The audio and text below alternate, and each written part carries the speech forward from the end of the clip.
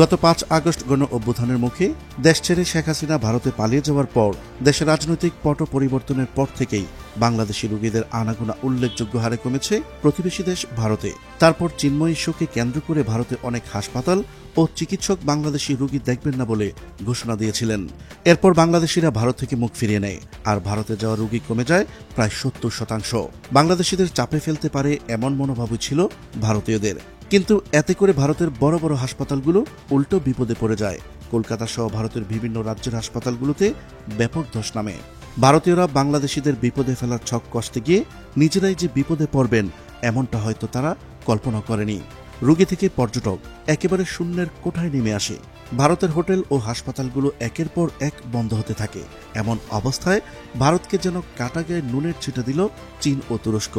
তারা বাংলাদেশে কয়েক লাখ শয্যার আধুনিক হাসপাতাল করছে খুব শীঘ্রই।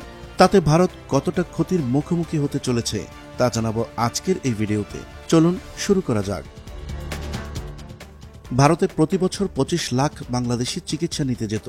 তারা প্রতি বছর প্রায় $50 মিলিয়ন ভারতে ব্যয় করত।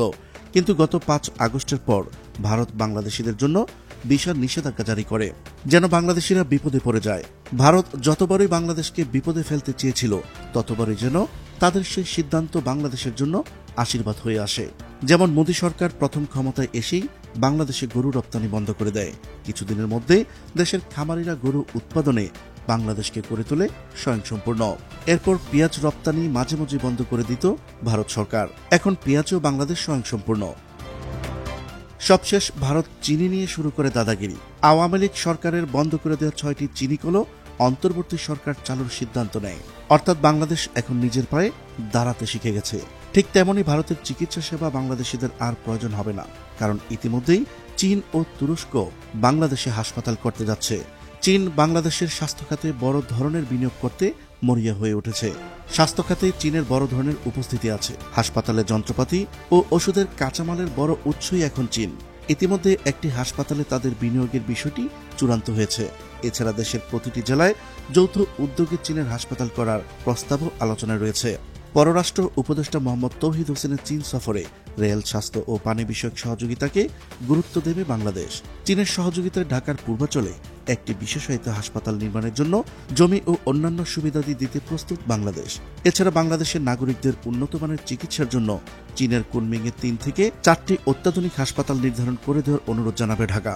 এছাড়াও অনেক আগে থেকেই সিঙ্গাপুরের মাউন্ট এলিজাবেথ ও থাইল্যান্ডের বামরুনগ্রাদ হাসপাতালের আদলে বাংলাদেশে আন্তর্জাতিক মানের হাসপাতাল তৈরি করতে চায় চীন, তুরস্ক ও সৌদি আরব। এই 3টি দেশ আলাদাভাবে হাসপাতাল তৈরির আগ্রহের কথা জানিয়ে সরকারের কাছে প্রস্তাব পাঠিয়েছে। এজন্য ঢাকার আশেপাশের জমিও চেয়েছে তারা। আন্তর্জাতিক মানের এমন হাসপাতাল তৈরি হলে ভারত নির্ভরতা কমে যাবে বাংলাদেশিদের, আর তাতে ভারত প্রতি বছর লোকসান গুনবে প্রায় $50 মিলিয়ন। প্রিয় দর্শক, আজ এই পর্যন্তই। দেখা হচ্ছে পরবর্তী ভিডিওতে। ততক্ষণ পর্যন্ত মহান আল্লাহ তাআলা সবাইকে ভালো রাখুক, সুস্থ রাখুক। আল্লাহ হাফেজ।